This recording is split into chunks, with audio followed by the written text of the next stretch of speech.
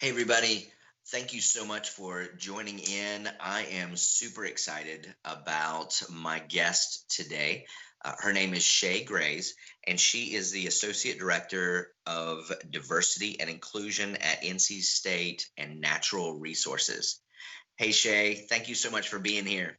Hey, Pastor Micah, thanks for having me. Yeah.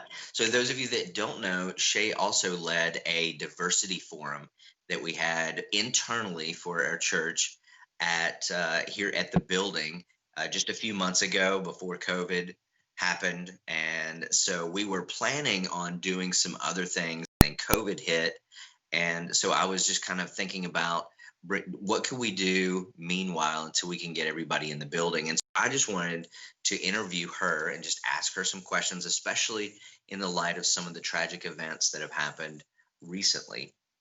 And so, thank you so much for being here. Really Yeah, appreciate it. thanks. I know. I wish it was under different circumstances, but I'm excited to have the get the conversations going again. So thanks for Yeah, doing that.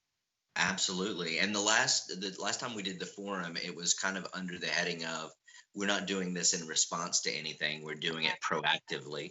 And so the conversation that you and I are, that I would like to have with you is I guess had already talked about this, and we were even scheduling this before the George Yeah. Floyd incident, hmm and so that has kind of just heightened everything. And um, I think just to kind of have some conversations around that. I know there's a lot of tensions, and there should be a lot of tensions right now. And I know that Josiah, my son, kind of came in. I was already in bed, and just kind of watching some Netflix, and he came in and showed me this video that most people have seen by now.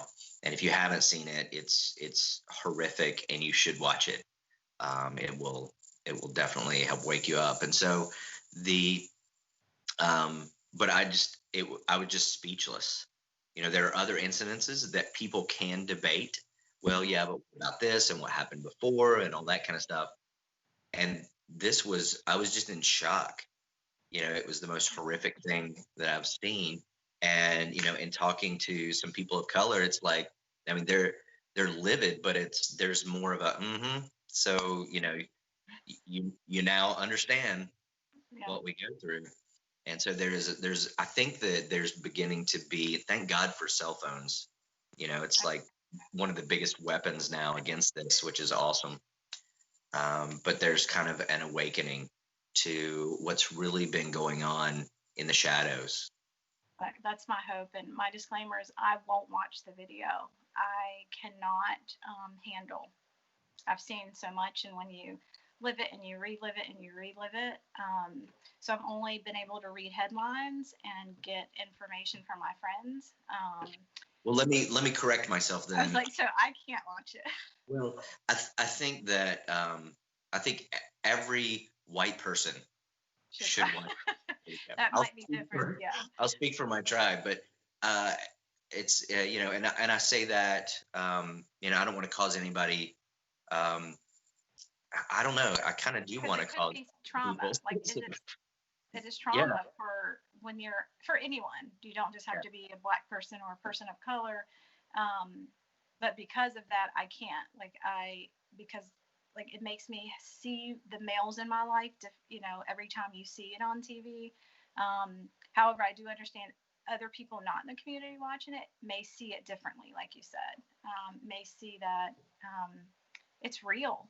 I mean, it's been saying it's real, but yeah. maybe you'll see it differently in that situation. So I have read a little bit, um, but I mostly read headlines, so I don't get too many details. I got a few from a friend today so that I could be a little bit more informed.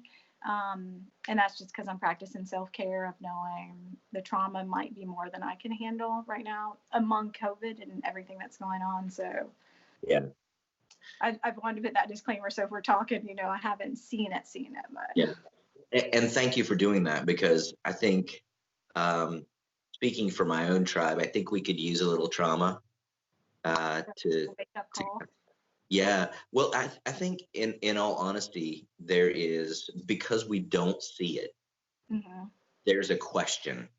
of, so are you really, is that really happening, or are you kind of reading into everything? Mhm. There's a question among my community about, Yeah. or among whites about that particular, that kind of question, and nobody would say it out loud. Well, some people do, but But some uh, people. most most of the time nobody says it out loud. But there's just this question of, okay, so Hmm. are we um, are we making a mountain out of somewhat of Right. a molehill? Sure, that happens, but maybe it happens to white people too. And of Hmm. course, all the people of color roll their eyes, as I say that. But it really is kind of a question, and I think the more we're seeing it over and over, the more there's an awareness of, hey, wait a minute, we really do have an issue, and it's bigger than maybe we thought, that it was in the shadows. Yeah, I think so. My friends and colleagues in this field talk a lot about systems, and I was like, the system has been broken. And these years of seeing, you mentioned cell phones. I thought once it was captured years ago, it would start, and it still didn't result in what I would say would would want the outcome to be with charges and um, true consequences of killing someone. Um, but I think it's just looking at how it's happening, and the system needs to be fixed. Like, I don't always look at the individual. I do. I mean, that man did it. And at the same time, the system allowed him to do it, right? Like the way they're trained. And so I know there have been talks about training police officers differently, and doing some things around what their protocols are. And at the same time, I wonder how much are they doing about implicit biases, which is what ends up happening, or their prejudices or whatever isms they may have, because you Mm, can tell them protocol all day long, but if yeah, their head they see something different, then so I'm hopeful. Hope yeah, sometimes I'm not hopeful, honestly, but I'm hopeful that eventually the system yeah. will catch up. Yeah. Well, and I know a lot of police officers, and I think the assumption from everybody is that most, or not everybody, most the assumption from most people are that most police officers are good people. Mm-hmm. They're there to protect. And I think at this point that, there was a thought that hit me, which, I know there's a huge loyalty among police Mm-hmm. officers. That's that And I think, listen, we all know who the people in our lives are that have extremely unhealthy biases, Mm-hmm. just from the verbiage that they use and that kind Right. of thing. So when you hear somebody start a comment with, hey, I'm not racist or anything, but, Mm-hmm. it's like, well, if you start a comment like that, what you're getting ready to say is probably, Probably yes, and the butt uh, negated what you just said. exactly. And so I think that, probably on the police forces and the justice system as well, they know each other. They know who Mm-hmm. the people with major issues are, and yet that brotherhood that's there is stronger than their sense of right and wrong. This is not okay for this person, and Yeah. these guys, at the very least, the one guy, there, you can't tell me that people didn't know beforehand, that his coworkers didn't know Mm-hmm. that he had this Yeah. bias, and yet their brotherhood was tighter than that, and here's what it caused. And so the thing is that I know that most police officers are good people, but when my son, who is mixed race, and he looks like a fully black man, Mm-hmm. um, when he goes out, does he has no idea who they are, Right. because they'll protect each other. So the ones that are not are protecting the ones that are. So they most of them are. We just have no idea who they are, and it's created this situation. So now we need to fear them all? We, you know. Right. I think So that's where you have the mistrust. So I think it's sometimes easy for outsiders to say, oh, you're just overreacting, police officers there. For that reason, more people than not probably have good intentions, right? We hope. Um, However, when it's your community that is being impacted that way, to your point, I don't know who you are, right? I don't know if you're one of them, if you're not, if you would call them out, if you would not, if you would protect them. Um, So how do you pick and choose? I mean, that's the same thing as walking in the store. I don't know who's racist or sexist. I don't know who you are. So I may be more inclined if everyone I went to at Walmart was that way, right? To say every Walmart shark was that way when that's not the case. And so I think that's why you have the law enforcement community and their families saying that's not who we are because they know who they are. But as an outsider, we don't know that when we see what we see. So, um, yeah, that's why it's not a easy path Yeah. to figure out how to navigate because there's so many sides. Yeah. And I hear, talk with me a little bit about helping, because I hear a lot of people just saying, okay, I mean, this is kind of, this is kind of the tipping point. I feel, and I'm sensing that this is kind of the tipping point where people are like, all right, so Yeah. something has to be done. This is, you could debate Zimmerman, you could debate Ahmad, you could debate any of those things, one way or the other, depending on how you're looking at it. There is no debate at all. And of course, then there's the video of the lady in Central Park screaming Oh, that a yeah. black is assaulting her. Yeah. And so it's just insane. And I think that there are people that, and I've heard people, and seen on social media, it's like, all right, so what do we do? Mm-hmm. How do we help? And to be honest, a lot of times, um, I've been researching and studying a lot of this stuff and how I could be a part of the solution for a really long time. And Shae, a lot of times when I'm talking with people of color and just kind of asking that question, it's almost a question that a white guy shouldn't ask, is the way I feel when I ask that question. Reactions that I get is like, Yeah. no, no, no, don't try to help. You just be aware. Okay, I am aware. That's why I'm trying to help. No, no, no, you're not aware. Just be aware.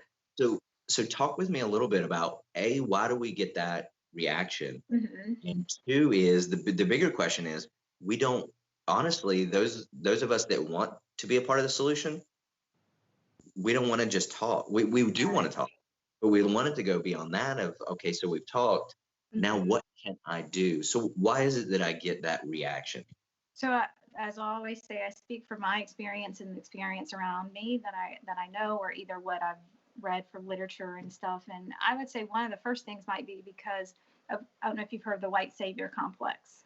Yeah. So historically, when a white person says that, that might be what's coming to mind. Oh, you want to be the white person that saved me, right? So some of it may just be simply, I don't need a white savior, right? I don't need you to, because also sometimes we see the white person then will take all the credit for what they did to help the less fortunate, right? So sometimes it's in the context of not you, Pastor Micah, but you as a white person saying, I want to help you. Like I'm incapable of helping myself, right?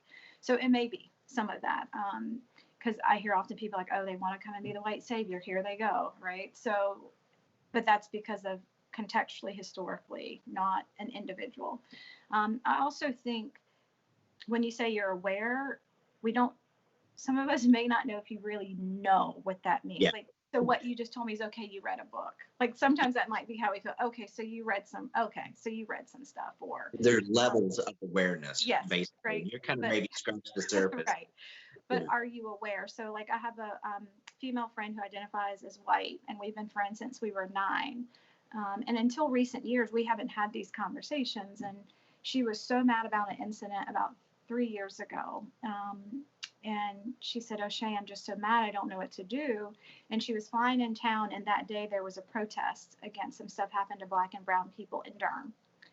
She got off the plane and went to that protest. She was like, Shae, I don't know what else I can do, but I want to help people like you and your community. So in her instance, she didn't know, but she said, I'm going to go to the protest. At least I'm going to be there. I'm going to be physically, present and say my voice or my face is saying I'm against this as a white person.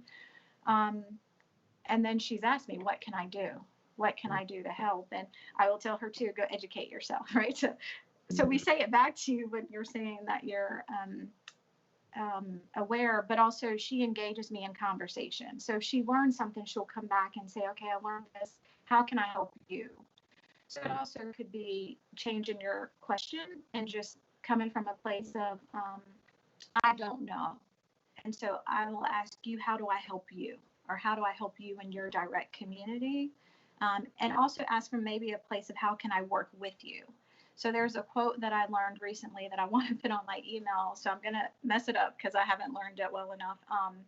But it's basically, if you've come to help me, you're wasting your time. But if you think our success and our survival or good is connected, then let's get to work. So I think it sends the message of don't help me, work with me to solve the solution. So it may be some of all that. It may be, are you really challenging yourself? So I've had white people say that to me, and I look at their circle, and their circle's still white.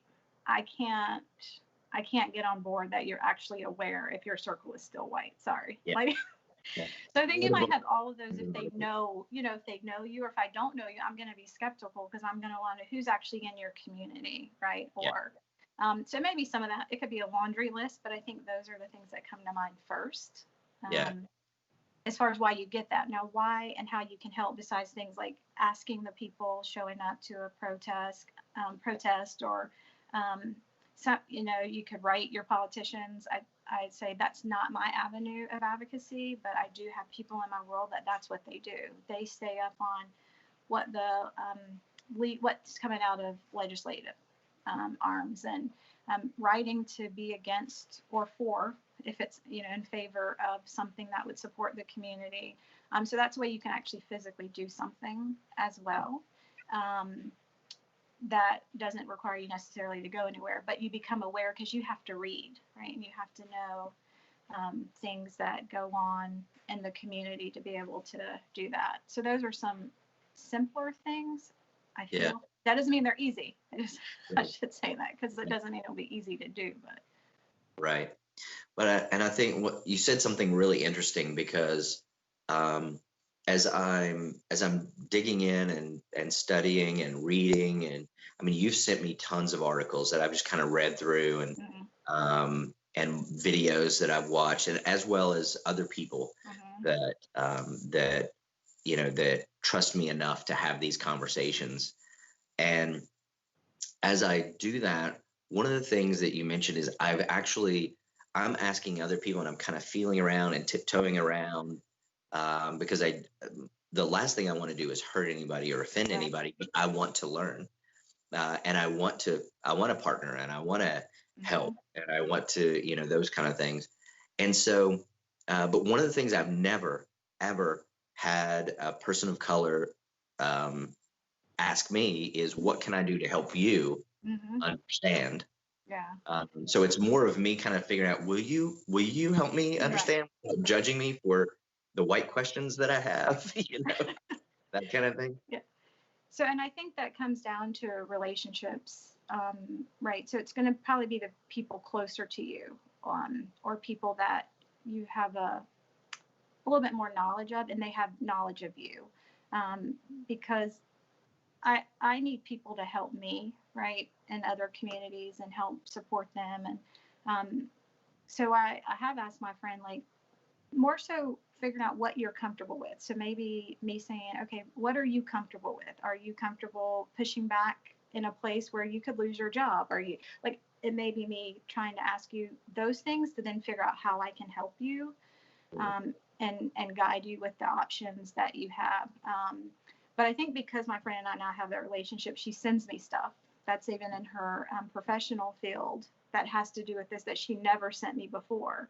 And she may say, is there anything I can do? Yeah. And I may say, these are things you could do, or these are things, or maybe you can't do anything in this instance. So I think opening up the dialogue, and if we would be interested, now I will make the disclaimer, sometimes people of color may not ask because it's emotional labor. And we've talked about, I won't do your emotional labor for you. So I may ask you how to help. Talk to me about that. What is the emotional labor that you won't do for me? I'm just going to use an example because I don't know, but let's say you feel guilty as a white person. And so when I say you just did this, and I think I like the most recent incident with Amy Cooper and the guy that came out, I'm sorry, I don't remember his name, and said, I'm not saying she's racist, but her behavior was racist, right?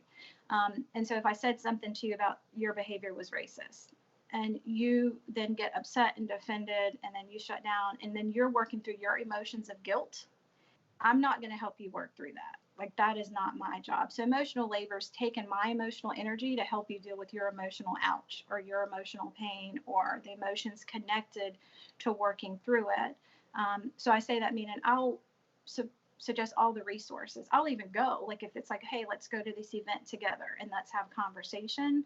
But meaning, I don't know if you've heard of white fragility, but and for our audience that may have not. Oh, yes, I should say. So thinking Yeah. about, in general, it's a concept of thinking about white people being fragile in the sense of, if I say something to you as a person of color that makes you defensive, then you're fragile and now I have to take care of you. Oh, I'm sorry, I didn't mean to offend you, right? So that's me doing emotional work that I shouldn't have to. So it's willing to help without babysitting you. I mean, that's probably the easiest way to say is you want me to help you by babysitting you, and then that overlooks the trauma that I'm experiencing because of something you did. So I think it's walking those lines. But if you have those relationships, I think it's easier because I can say to my friend, I'm not doing that for you today, right? And she'll be like, no, I understand. So being open and honest. Yeah. And I think one of the things, just an observation, is that it seems as though most Caucasians or white people, obviously we have a different culture most of the time, but we think typically as individuals. Correct. And the other cultures think typically in community. Correct. So I remember when the first time I heard, somebody was talking to me about institutionalized racism or white privilege, those kind of things. My immediately thought is, I didn't do anything to you. Right. I'm thinking about an individual, right. And so I was feeling accused. And so then there's that white fragility that kind of comes into it, is like, now I'm defensive. Yeah. And, hey, try to explain this to me. And I think that that's one of the things, is that when we're not aware, we think we're aware, we observe the world around us and we think that's wrong. I don't understand that. I'm not sure if that's correct or not. Right. But we're not educated. We haven't educated ourselves. And of course we can all continually educate ourselves for sure. And but I remember that kind of me creating that labor for somebody else because me becoming fragile, because I didn't understand. And there's I think there's a huge language barrier. Even though we all speak English, there is a huge, language barrier to where when you say something, it crawls in my ear as something else. And when I say something, it crawls in your ear as something else. Yeah. So but trying to work through that language barrier, how could I try to understand? Now, wait a minute, what do you mean by without making you do my labor or whatever? Does that make sense? Yes. My question. So there was a little bit of lag. So in case I was making sure I got in our video. Okay. So the language barrier, right? And then what could you do? So I personally think asking questions, I know that sounds it sounds simple. And also thinking about how you said, as a white person don't always feel comfortable asking because you don't want to hurt or offend anyone. I think if you're in a conversation you don't know, stop and ask. You know how you'll ask me, like, what does that mean? Like, stop and ask them, because what I mean may not be what someone else means. And so there are some general terms, like systematic oppression is usually widely accepted, at least in academics and the world of equity and inclusion, just meaning there's a system that creates it. So you, Micah, did not, but the system created and allowed you to do it. So I think when it comes to terminology, I asked today, because also I've heard particularly white people say, the terms change every day, I can't keep up, right? And I've heard myself say that about communities that I don't belong to. And so what I do is I have people in those communities that I trust, and I literally have to go to them every so often and be like, okay, what's the new term? What am I supposed to say? I heard this mentioned. But again, that's asking questions. Yeah. And what I'm asking is, how do I ask those questions without accidentally asking them to do the labor for me? So Does if that you're make just sense? Or asking a coming from term, this side? yes. Yeah. Yeah. So I think if you're just asking for terminology, I think the way you just um, proposed it, hey, I want to learn, I'm just not sure what that term means. And so for me to understand, can you explain the term? Right. So if you're asking me about a word, it's not about you unpacking what that did for you, but Yeah. stopping to say, okay, I don't know that term. So before, and that's you doing your emotional work. So I'm not going to get mad at them. I'm not going to get upset. I'm going to stop and pause and say, I don't know what that means. So let me ask him to explain the term or give me an example. And I think that's a way that then they're not working through your emotions. They're just telling you what it means. Gotcha. Mm-hmm. And I think one of the things is the tighter the relationships that I had with people, the more I'm comfortable. You kind of Right. test the waters a little bit. Yeah. And I'm socially aware enough or emotionally aware enough to know when I get the look like, what did you just say? It's like, okay, so I should not phrase it that way. But what I really appreciate is the friends and the people that are closer enough to me to actually say, actually, you shouldn't ask it that way. You should say it this way. Because really, people that do want to understand but don't necessarily live in the culture, they really don't understand. Right. I remember talking with this one lady, and I was ignorant to this as well. Somebody had called her a white lady. She was black, and a white lady had called her a girl affectionately, or what she thought was affectionately. And I had seen women do that to each other, and I had Mm-hmm. calculated who, okay, a white girl does it to a white girl, that's okay. A black girl does it to a Yeah. black girl, that's okay. But I never calculated it, and so she's going off Yeah. on this lady who has no idea what she did. And so afterward, I asked her, Mm-hmm. about it. It was like, so help me understand, because I don't want to make any no idea that a white girl calling a black girl was Not degrading. yes. Yeah.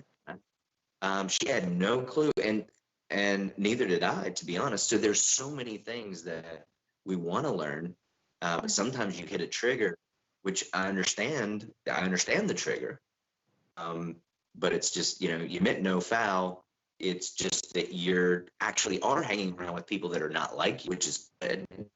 Um, but there are times when you're gonna step on some landmines if you're gonna do that. Yes.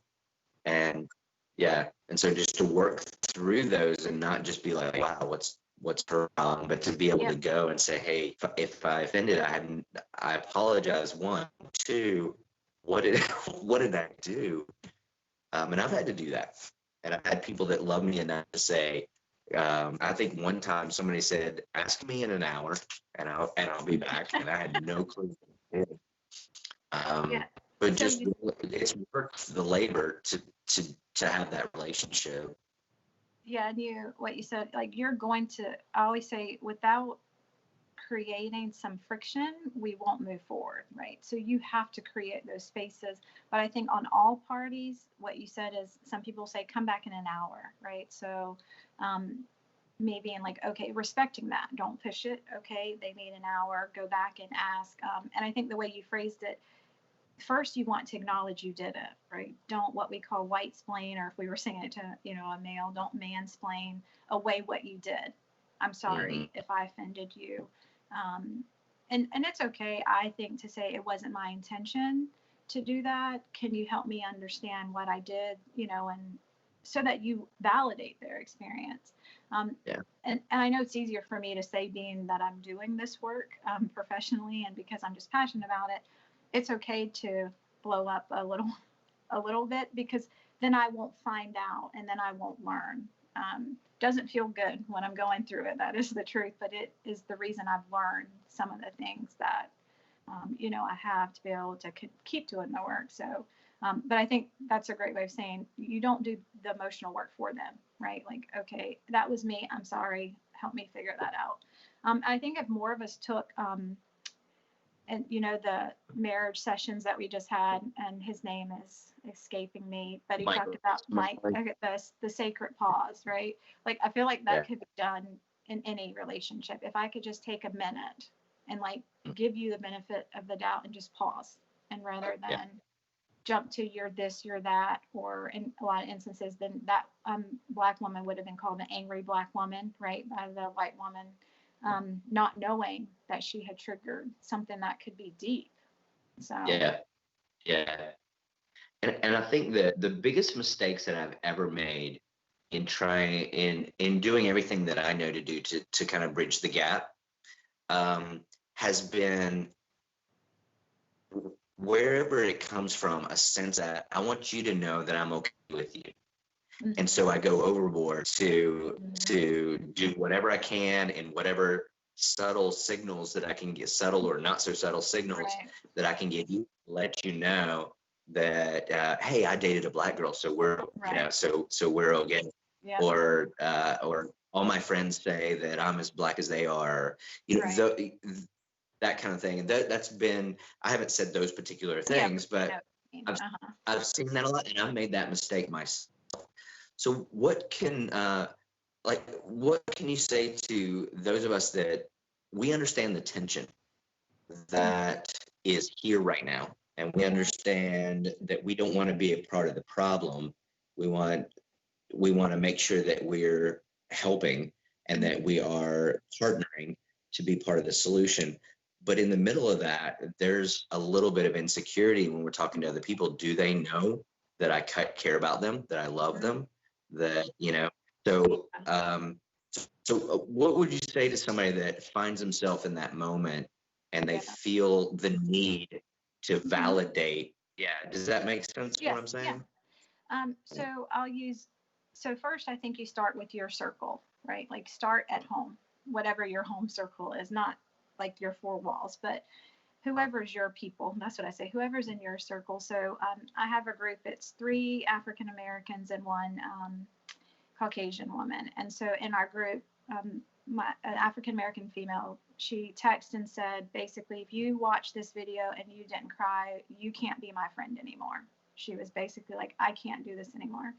And so I responded, and then our friend who identifies as white wrote back, and she said, I will never know what you feel. I don't know what that's like. And she's, she just said, I'm basically disheartened and I don't know what to do. And she just straight up said, what can I do?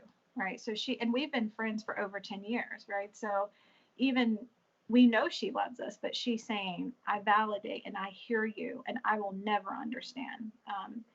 And tell me what to do for you, right? What can she do for us? And so I think if you can start with the people in your circle, they will know that you care and it's not a fake care. I think that's the easiest place to start, to say, what can I do? I think right now in the time, I was on a webinar earlier, and one of my colleagues who identifies as a white female just chatted me privately and said, I hope you're doing okay, right? So she acknowledged that she knew. She didn't say anything else. She just said, I hope you're doing okay. And that meant a lot. So I sent back saying, thank you. It's just so much. And I asked her, would she be willing to have a conversation with me so we can figure out how to help and our work community. Like, how do we work together as a white person and a black person to say, okay, so it may be simply just checking on those people, right? Like, acknowledge that it didn't happen to them directly, but trauma is by seeing it someone else into the community. So maybe just check on people. Maybe just send them a message and say, I'm thinking of you, or I'm praying for you, or if you don't want to ask, because maybe you're not ready or equipped to do what they might ask you to do, because that's also possible. If you ask for help, you need to be ready, that they could say things that you may not be ready to do. So I think you could do that. I think understanding maybe more of where this may be happening closer to home, or maybe it's partnering with the police department. I don't know. Like, I've not thought about how you can do it from community-based, because at work how we can do things is a little bit different. But I think as a church, you might be able to reach out to the police department, right? And just say, at least for our local community, that we can build a relationship where, going back to your point, that we trust them, right? That maybe you have those conversations. So there may be some immediate things that you could do where and I know for some people it's not enough. You know, you want to do more, but I'm like, in this moment, the fact that she thought to just say, I hope you're okay, that meant more than her asking to do anything for me. Um, Yeah. and again, that's me, right? And so other people might feel differently, but Would it be safe to say that a lot of little things like that mhm. is, may we underestimate that? I think you might. I think you may underestimate in response to something like this, right? So if it's things that we know about and have been here, and there are clear ways you can help differently, but I think we underestimate the small things, which seem small, that really can be large. I was on another Zoom talking about how to support students of color, underrepresented students in higher, especially during COVID. And in their research, they showed students did better academically, had more confidence, were just better for student success solely because things like the teacher called them by their name. They asked questions about their life. Um, so I think sometimes we underestimate what can seem small, right? Because you think I have to do something big. Yeah. So I start small, and you may work your way up to, you know, bigger things. But I think right now what people need is check in on me, acknowledge that you understand that I'm hurt no matter it didn't happen to me directly. Yeah. That's really good. And I think too that, so we were talking about the police officers before not holding each other accountable for, um, you used some very educated words earlier, so I'm just gonna I'm gonna say in my vernacular, but basically not holding each other accountable for racist talk, racist actions that were smaller in the beginning, and now we have later on, whether it's COVID stress or whatever it is, we have, or if he's just getting more bold, we have what we have um, with Lloyd, and so and many others. But I think too, it's easy for me to look at that and say, hey, you guys should have held each other accountable more. Now look what we've got. But the question is, so in my world, when I notice something that is not appropriate, then am I just thinking, wow, that was rude? Okay. Or am I actually saying something? It seems so small at the time, but yet it's a courageous step to step forward and go, that was not okay. And I've done that before.